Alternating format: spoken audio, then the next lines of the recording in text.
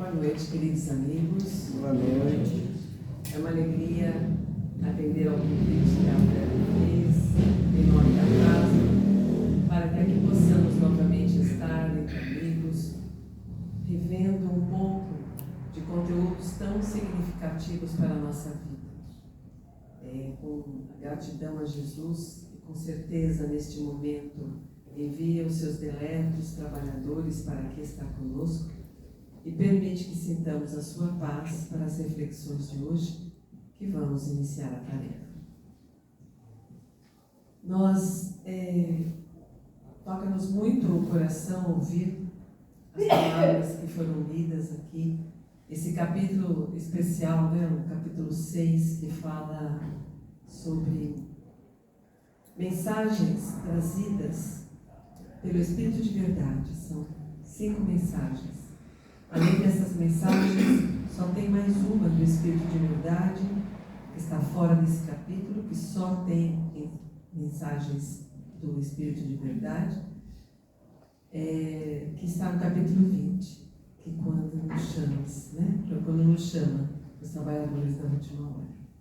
É muito lindo a gente poder saber que Ele esteve trabalhando por nós. Hoje é dia 30 de abril, último dia do mês de abril. E o mês de abril é uma data muito importante para nós espíritas. Foi neste mês que nós recebemos das mãos de Kardec o Livro dos Espíritos, que comemorou agora o seu aniversário, no dia 18. Para nós é uma alegria poder reviver estes momentos e a trajetória para que esse nosso material, esse divisor de águas para a humanidade, estivesse entre nós. Jesus nos informou que Ele chegaria. Disse-nos, registrado em João: e rogarei ao Pai, e Ele vos dará o outro Paráclito, para que convosco permaneça para sempre, o Espírito da Verdade, que o mundo não pôde acolher, porque não o vê nem o conhece. Vós conheceis, porque permanece convosco. Não vos deixarei órfãos, e virei a vós. Poderíamos ficar com essa tela esmiuçando todo o trabalho, todo o ensinamento, todo o alerta que Cristo quis nos trazer quando pronunciou essas palavras à beira da sua crucificação, ali quando estava na última ceia. Registrado pelo querido João, aquele evangelista diferenciado dos outros 3, que registravam mais fatos e acontecimentos, ele nos traz sempre de forma muito, muito profunda aquilo que o Cristo trouxe-nos para que pudéssemos nos reconhecer realmente cristãos. Quando ele diz que vai trazer para nós um momento em que Paráclito ou Consolador, ou Paracleto, dependendo da tradução, esse Consolador chegaria para dar a explicação de tudo aquilo que ele falou e que por nós não foi compreendido. E ele chama esse momento, quem vai vir, como Espírito da Verdade. Espírito que está ali dando essas comunicações no capítulo 6. Merece-nos muita atenção ler aquelas mensagens como se estivéssemos ouvindo-as do próprio Cristo. Como que isso tudo começou? Como que esse novo Consolador, aquele que viria explicar tudo que o Cristo trouxe, chega à Terra? Há muito tempo atrás, isso teve um momento muito especial, pois que existe, e isso está registrado no livro A Caminho da Luz, no seu capítulo 1, quando Emmanuel nos fala sobre a Gênese planetária.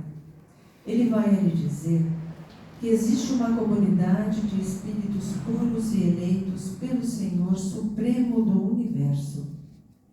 essa comunidade de seres angélicos e perfeitos, da qual Jesus faz parte, se reuniu nas proximidades da Terra.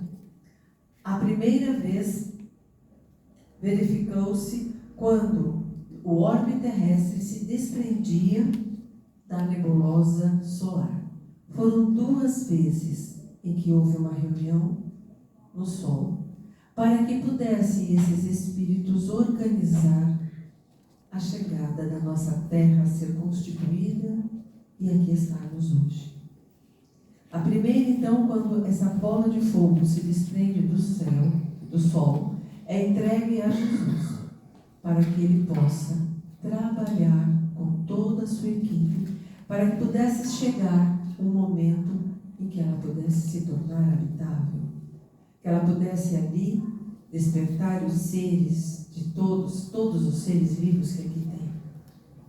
Passados muitos milênios, muitos bilhões de anos, porque na verdade isso aconteceu há 4,5 bilhões de anos atrás. E isso significa que lá Jesus já era um Espírito perfeito, o Espírito puro.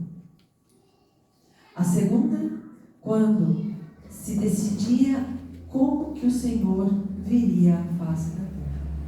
Como é que Jesus estaria aqui? Quando? E como isso tudo precisaria ser organizado? Claro que ele precisaria de uma equipe. Ele precisaria de trabalhadores incansáveis em diferentes momentos da humanidade, nas nossas diferentes condições evolutivas e conscienciais, para que gradativamente preparasse o terreno para a sua chegada. E nós temos isso registrado também lá no Evangelho segundo o Espiritismo, nos falando da primeira revelação, que é Moisés.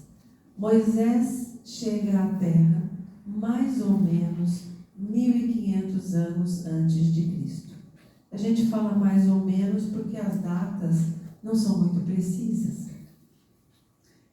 Um espírito incrível.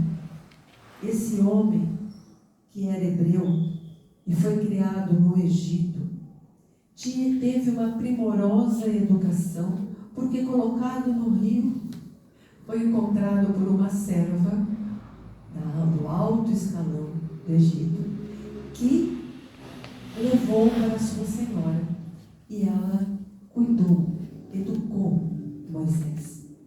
Conhecimentos preciosos, portanto, foram trazidos a ele, relembrados para ele, visto que ele tem uma elevação espiritual muito grande e tem uma habilidade muito grande para legislar, para governar. Tanto é que ele toma conta do povo hebreu e decide que vai ser aquele que vai libertar este povo.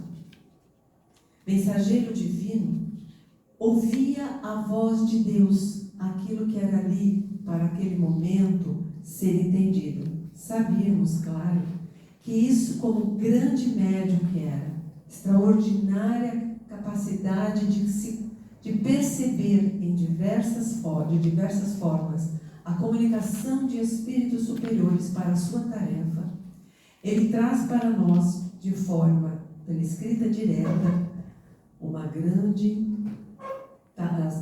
as 2 grandes tábuas onde estão os 10 mandamentos, que se registra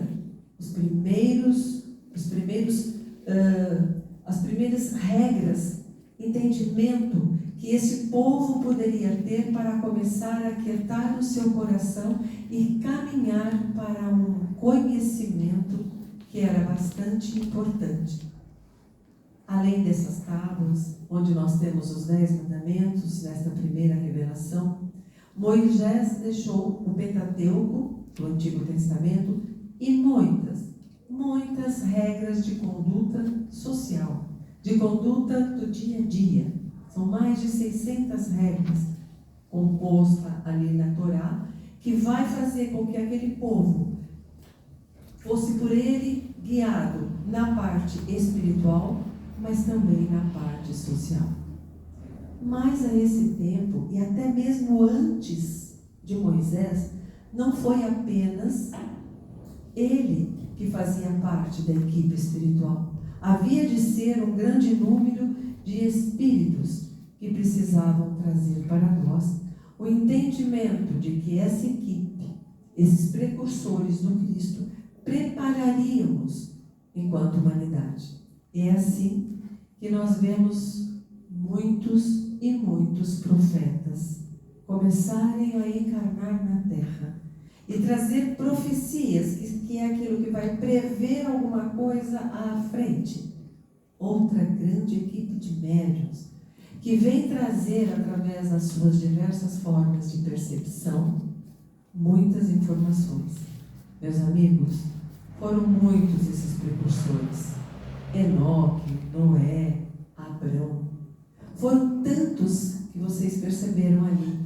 3.500 anos aproximadamente antes de Cristo, já chegavam estes irmãos, preparando a condição planetária para que pudesse, a cada tempo, trazer um ensinamento. E muitos deles falaram também sobre a chegada do Cristo. Falaram profecias que precisavam ser comprovadas quando aqui Cristo chegasse. Todos esses irmãos, homens e mulheres, profetas, que puderam trazer o preparo para que nós aceitássemos a vida de Jesus como o Salvador. E o povo foi absorvendo. Nós, enquanto espíritos, estávamos lá, não sabemos, mas fomos gradativamente recebendo essas informações até aproximadamente o ano 350 anos antes de Cristo. Por que será que após o ano 350, 400 antes de Cristo, cessam as comunicações mediúnicas do plano mais alto para nós? O último dos nossos amigos, dos nossos irmãos que aqui reencarna, trazendo as informações do Cristo, foi Malaquias. Após ele, nenhum mais profeta aqui esteve. 44 profetas no total. 16 são os mais conhecidos, mas todos eles trazendo preparação para que a nossa ideia do Deus único se fortalecesse, para que a nossa ideia que existe algo acima de nós, alguém acima de nós que comanda, que tudo criou, aqui fosse sendo cada vez mais estruturado, de forma que pudéssemos compreender e fazer geração a geração. Vejamos que 450 anos antes de Cristo já ainda corresponde a praticamente 4, 5 naquela época, até mais 6 gerações. Porque muitos, a nossa idade era menor, né? Vivíamos menos tempo, e por isso renovava-se o conhecimento através destes irmãos aqui encarnados. E aí, à mesma época, começa a acontecer algo muito interessante. E nos traz Emmanuel novamente no capítulo 1 do livro A Caminho da Luz. A ciência de todos os séculos está cheia de apóstolos e missionários, operários do progresso universal. Foram estes apóstolos das ciências, portadores de revelações gradativas, mas todas elas, inspiradas de Deus, merecem o respeito de todas as gerações da Terra. É assim que vão chegando, naquele momento em que param as comunicações através das profecias e começam, e mesmo antes já tínhamos alguns irmãos também ali reencarnados, trazer a ciência, o conhecimento como algo que também preparasse para que nós futuramente possamos ter a certeza de que realmente existe uma lógica divina que impera, que não é tudo milagre, mas isso precisou de muitos séculos. E precisávamos desenvolver um pensamento lógico. E E é por isso que dentre todos esses irmãos apóstolos, nós vamos destacar Sócrates, que também está, junto com Platão, ali colocado no Evangelho segundo o Espiritismo.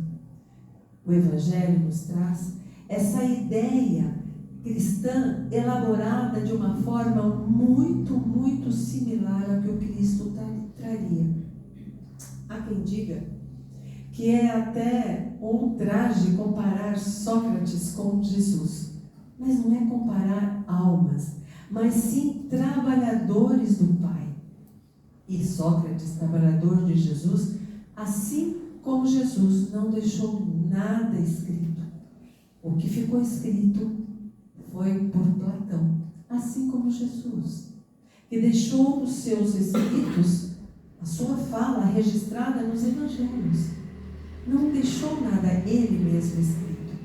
Algumas mais similitudes, mais coincidências vão acontecendo. E nesse texto, chamado O Resumo da Doutrina de Sócrates e Platão, que está no Evangelho e que chega mais ou menos também 500 anos antes de Cristo, ou seja, param-se as profecias e começa a se pensar na lógica, na filosofia, no pensar. Trazemos aqui 15 pontos muito parecidos, muito similares, e que ali trabalhado, que não vamos fazer hoje, que a doutrina de Sócrates e de Jesus se tangencia. Vamos ter só algumas aqui. A primeira, o homem é uma alma encarnada. Àquele tempo, Sócrates já falava que então existia um momento anterior a este, e que este momento em que eu estou aqui encarnada, eu não sou este corpo, eu sou uma alma, um espírito imortal. Outras tantas, a alma é errante após a morte, ou seja, não é que ela vai ficar errada, ela vai ficar em um espaço onde ela vai trabalhar para depois reencarnar.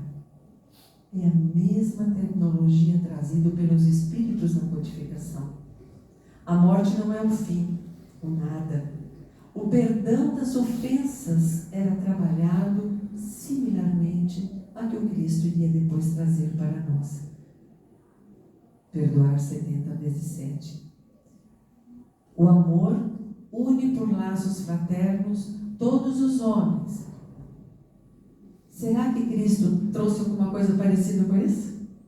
Ele foi como bandeira maior, aquele que balançou esse perfume do amor em nossos corações, para que pudéssemos ir assimilando a necessidade de nos amar uns aos outros e fazer para o outro o que queremos para nós.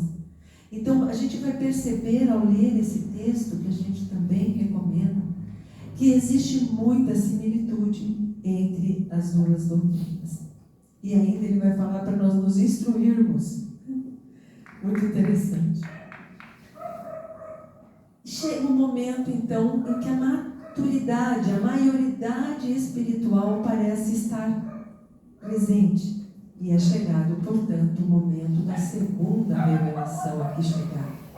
E, passando por muitos temas que poderíamos aqui falar, vamos trazer um detalhe de quando Maria recebe de Gabriel, o anjo Gabriel, a informação preciosa de que Jesus estaria chegando.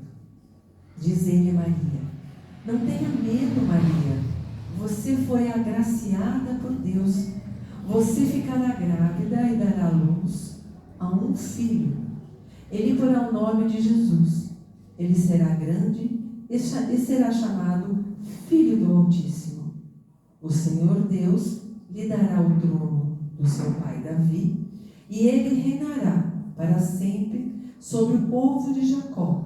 Seu reino jamais terá fim. Olha que palavras mais preciosas. Quando o anjo Gabriel diz a Maria que ela realmente ia fazer-se mãe do Salvador, daquele que chegaria para ter o reino jamais findável, que é o reino de Deus. Perceber que o reino de Deus está em nossos corações, ele ia trazer essa informação que não está em nenhum trono. Mas a profecia também dizia que ele herdaria o trono de Davi. E José era da família, né, que vinha do rei Davi. Então, tudo isso ia sendo comprovado e falava também nas profecias que viria esse Salvador e seria anunciado. Então, todos esses momentos ricos que foram chegando, era para que essa anunciação tivesse fidedignidade, para que ela pudesse compor uma comprovação de que o Salvador era Jesus. Mas também precisava de ajuda esse nosso irmão. Será que ele precisava mesmo? É que nós precisávamos de teorias e de comprovações enquanto humanidade para entender que ele era o Salvador, ele era a revelação que estava chegando do amor. E aí, ele tem, como lá nas profecias falado, um precursor, que por acaso é seu primo e reencarna na mesma época com ele, e que começa a trabalhar aqueles que estavam à sua volta, dizendo da verdade que logo chegaria esse Salvador. Assim como ele também chama para a sua equipe mais 12 apóstolos. No livro Boa Nova, no capítulo 3, com o título Primeiras Pregações, a gente vai ver sobre isso. Porque Humberto de Campos, precioso, ele conta os bastidores do que estava acontecendo no plano espiritual, daquilo que estava se passando naquela época. E quando João Batista,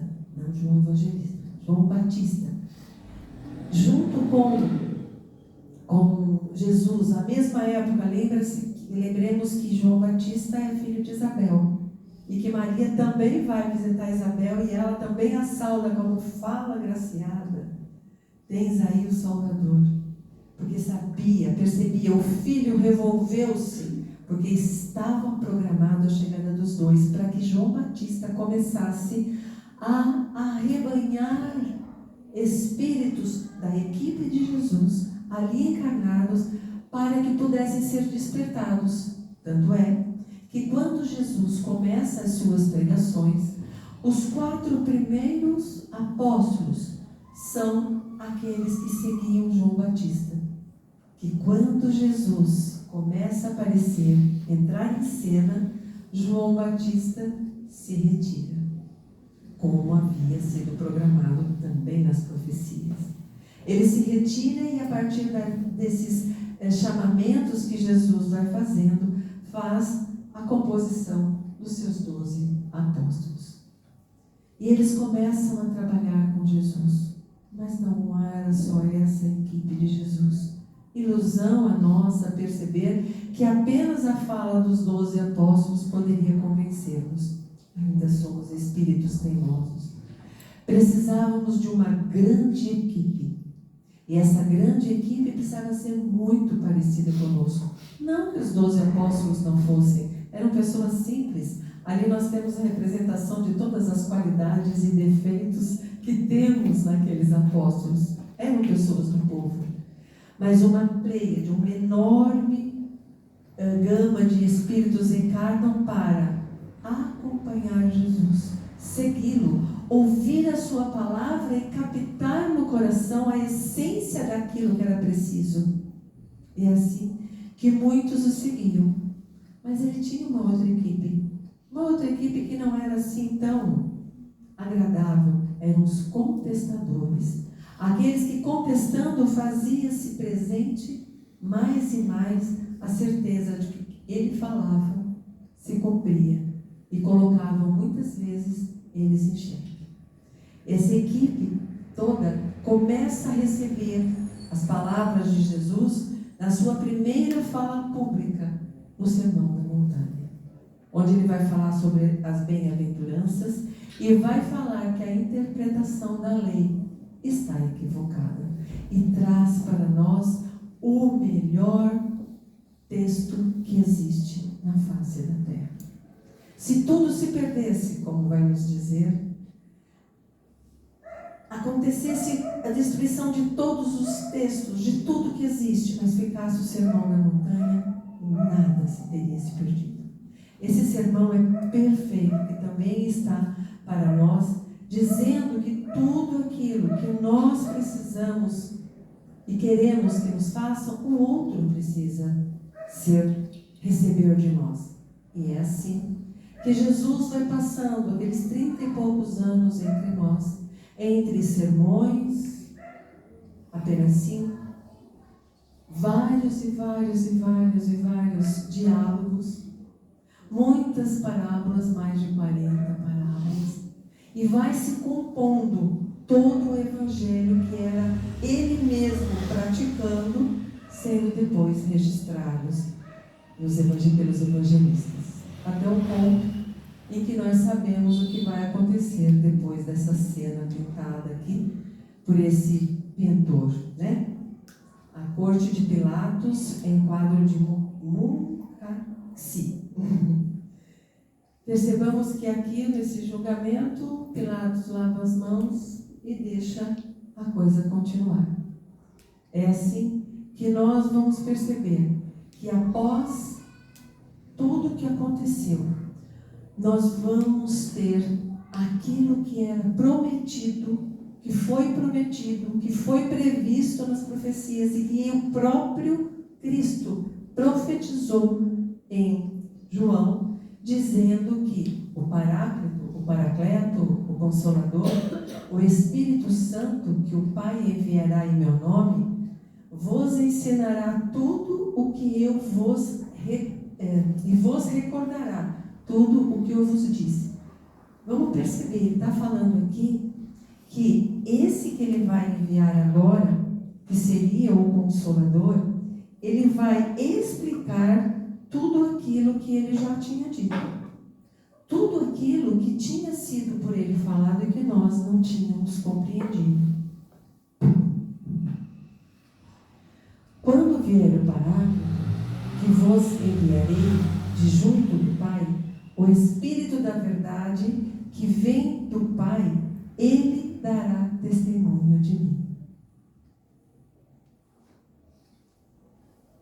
Percebemos que lá, quando ele está na última ceia, falando com os apóstolos, ele fala que chegaria um outro Consolador. E nós precisamos de 18 séculos para que pudesse começar, e também nesses 18 séculos muitos acontecimentos ocorreram, muitos espíritos da equipe de Jesus encarnaram para trabalhar a nossa condição consciencial, para que pudéssemos ter uma nova equipe atuando de forma direta, para que pudesse chegar o Consolador. A chegada do Consolador à Terra, no plano maior, foi muito bem organizada. E a gente traz um nome aqui, João Wycliffe, em 1320. Quem foi esse John, né? Ele vai ser uma reencarnação anterior à de Leon Denis. Leon Denis viveu junto com Kardec. Junto ali com ele trazia uma condição de preparação para a chegada do Consolador, a ponto de nós sabermos que lá no livro Obras Póstumas, quando são ali colocados textos que eram manuscritos de Kardec, mas que não foram publicados em nenhum dos seus livros, e a sua esposa, junto com os seus companheiros daquela época, publicam anos e anos depois do seu falecimento, da sua desencarnação, com esses textos, ali tem um texto que fala, numa das conversas dele com o Espírito da Verdade, que se reunia com ele uma vez por mês, 15 minutos, para ratificar o trabalho que ele fazia. Ele diz ali naquele texto: se eu falhar nesta minha missão, ele fala, outro te substituirá. e há quem diga nas fofocas espíritas que seria Leon Denis. Tanto é que nós temos nos livros de Leon Denis, que era médium também, e também tinha livros tem livros da sua lavra, incrível o conhecimento que ele tem comparado ao que Kardec nos traz. E também nós vamos trazer um outro nome, em 1369, Ian Rus, que foi uma das encarnações anteriores de Hippolyte Denisard Rivail, que vai ser nada mais, nada menos depois que o nosso Kardec. Outros tantos foram nascendo à época para trabalhar, estar ali preparando toda a educação. Por exemplo, a Pestalozzi foi quem preparou a educação de Hippolyte Denisard, que seria o nosso Kardec. Rousseau, Comênios e outros tantos que ali foram fazendo parte daquele pensar necessário para que pudesse chegar ao Consolador. E 9 anos antes de Kardec reencarnar, Amélie reencarna. Amélie Gabrielle é sua esposa, que vai, junto com ele, desenvolver um trabalho incrível e fantástico para a parceria desse Consolador poder chegar à Terra. Pestalozzi, Kardec é enviado ao Instituto Pestalozzi aos 10 anos. Com 15 anos, ele já era submestre e 2 meses assim depois que chegou, com 10 anos ainda, ele já substituiu o Pestalozzi em algumas pautas, algumas aulas. Olha a capacidade desse espírito. Aí, conhecimento intelectual e de filosofias, de matemática, de todas as ciências necessárias para se tornar o pedagogo que foi e que já era.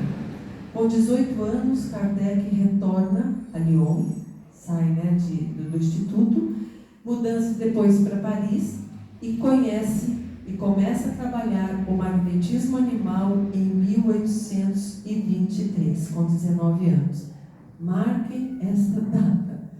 Magnetismo importantíssimo para depois compreender Kardec o que acontecia nas mesas girantes. Uma outra turma, lá nos Estados Unidos, reencarna. As irmãs Fox. Aliás, elas são canadenses. Vêm para os Estados Unidos e ali começam, em Edesville, os fenômenos dos barulhos na casa. Em um momento, as 3 irmãs, que estavam ali curiosas e queriam brincar, estabelecem um diálogo com aquele barulho. Senhor Pé Rachado, se o senhor for o diabo, na época o diabo tinha outro nome, era o Pé Rachado. Senhor Pé Rachado, se for você, uma batida sim, 2 batidas não. 2 batidas, não era o diabo. E aí começa a se estabelecer uma conversa por batidas de sim e não, e elas vão saber que era espírito de um mascate chamado Charles, que foi morto para roubarem a sua mercadoria, e esses fenômenos começam a se espalhar. Pulando bastante tempo, a gente vai perceber que depois de algum tempo, essas mesas girantes chegam à Europa, invadem os salões de chás como passatempo, perguntando aquelas mesmas bobagens que a gente perguntava na brincadeira do copo. Alguém já fez ou brincou? Quem tem a minha idade ou um pouco mais? A gente tinha essa brincadeira no copo, fazia-se uma rodinha, punha um copo, punha o dedinho assim em cima e ele ia se movimentando. A gente só perguntava coisinhas fúteis ali, da mesma forma. Mas era preciso que se utilizasse aquilo que era fútil para comprovar que existia possibilidade de comunicação. Essas respostas às futilidades combatidas, suspensões de mesa, de giro, vai cada vez mais se transformando. As perguntas começam a ficar um pouco mais diferenciadas, mais adequadas para alguns grupos que começam a pensar que aquilo não é simplesmente uma brincadeira. E é aí que o Sr. Fortier convida Kardec pela primeira vez para conhecer o trabalho que acontecia. E ele fala, não vou. mesa não fala. E é possível, através do magnetismo, um objeto ser movimentado. Quem assistiu o filme Ghost? Você já lembra do filme? Não tinha o rapaz lá, que era meio não tão bonzinho, que ficava jogando as coisas e mexia, e o rapaz, o galã, não conseguia? E ele vai ensinando, né? E Kardec sabia que pelo magnetismo era possível. Um pouquinho depois, mais um ano e pouco depois, vem o segundo convite, pelo senhor Carlotti. E diz o seguinte para ele: as mesas respondem. Ele fala, opa, que elas se movimentem eu entendo, mas que a responde eu preciso ver. E ele vai e começa a avaliar o trabalho feito. E a família Baudin, que era um desses grupos sérios que começou a se formar, tinham com as meninas que estavam ali como médiums 50 cadernos escritos de batidinhas com códigos em alfabeto.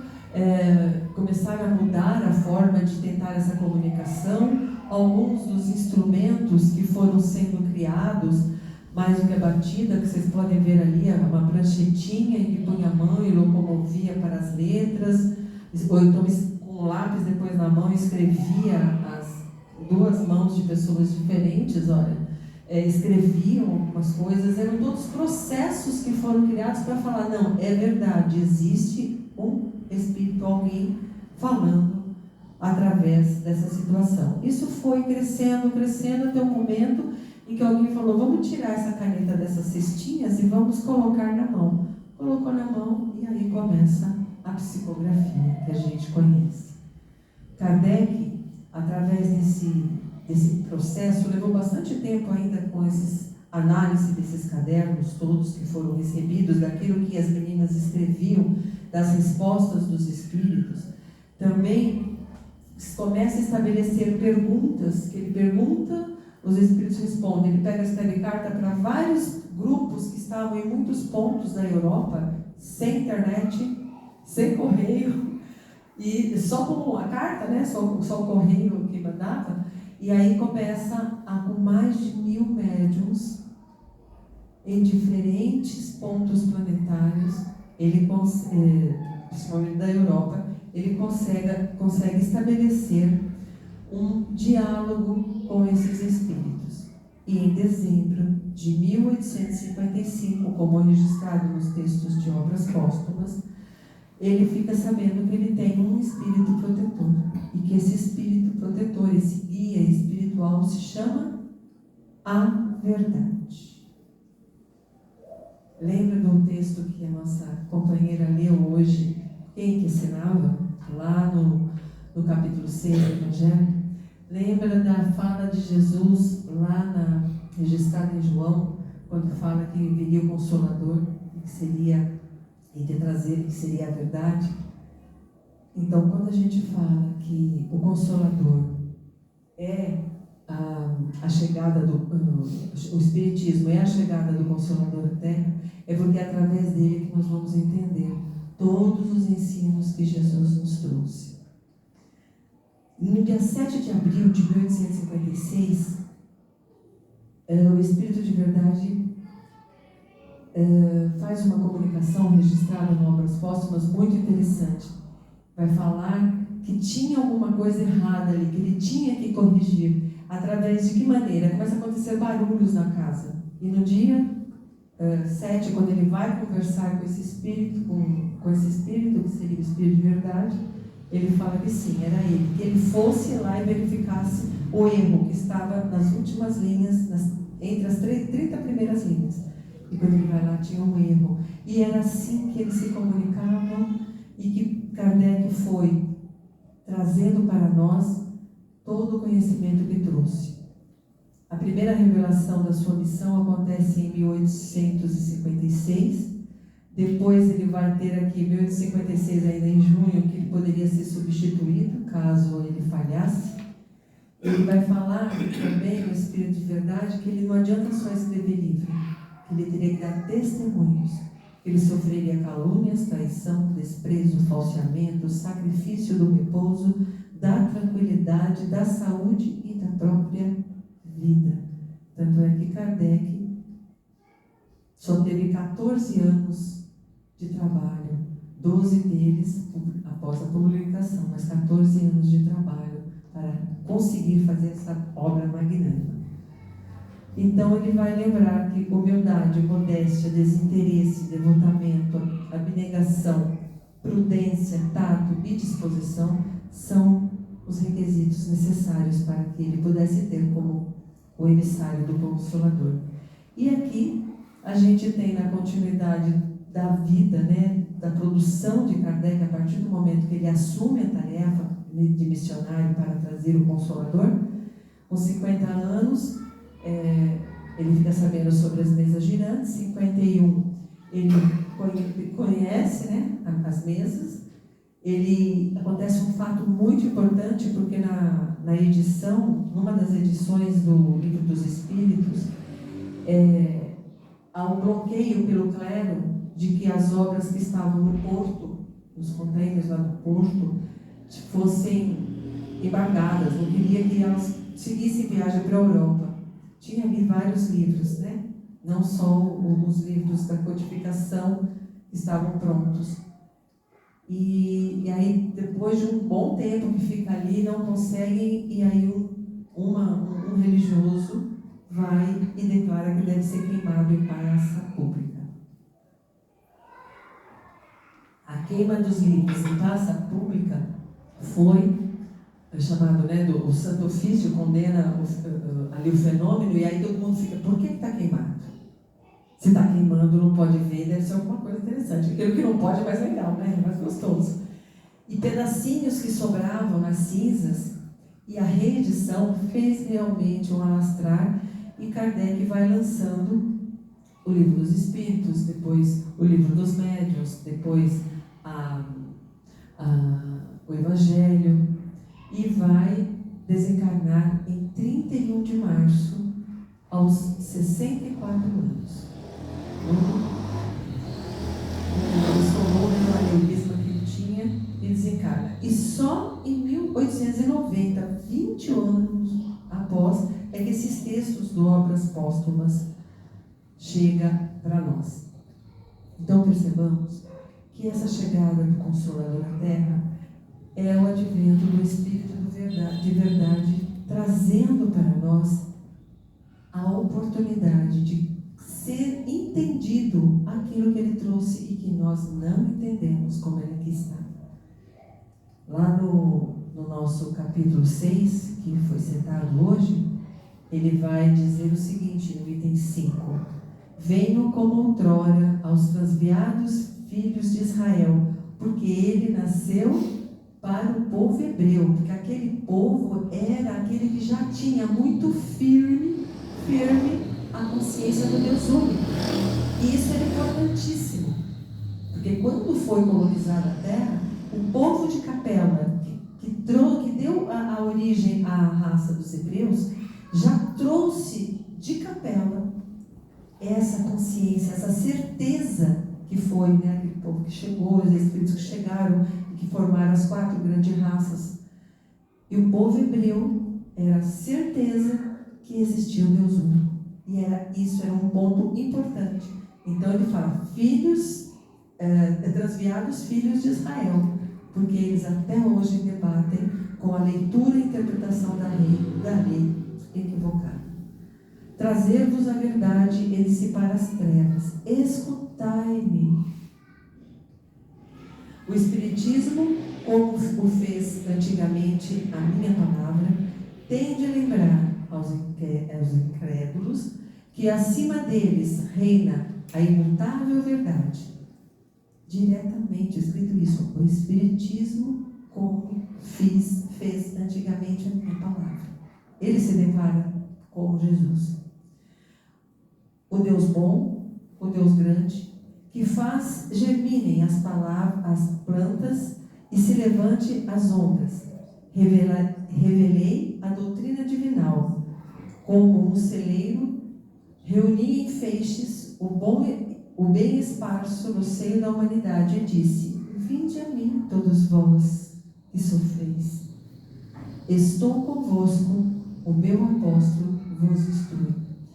Esse texto, do item 5, os trechos que a gente traz do item 5 do Evangelho, mostra claramente que é o Espiritismo o Consolador prometido por Jesus. E que ele estava ali reunindo, como faz até hoje, desde a bola de fogo que recebeu a sua mão, trazendo toda a organização planetária, recebendo os capelinos para que pudessem organizar com seu conhecimento e melhorar as suas condições morais, povoar e fazer alavancar a terra. Trabalhemos juntos e unamos os nossos esforços a fim de que o Senhor, ao chegar, encontre acabada a obra. Porquanto o Senhor lhes dirá: vinde a mim, vós que sois bons servidores, vós que soubestes impor silêncio aos vossos ciúmes e às vossas discórdias, a fim de que daí não viesse dano à obra. Lá no Evangelho segundo o Espiritismo, no capítulo 20, que eu citei há pouco, no item Obreiros do Senhor, Jesus traz também um convite para que nós possamos ser da sua equipe. Não vamos estragar a obra. Vamos ser aquilo que podemos na nossa pequenez, mas que consigamos ser da equipe de Jesus para o Consolador se espalhar pela terra. Obrigada.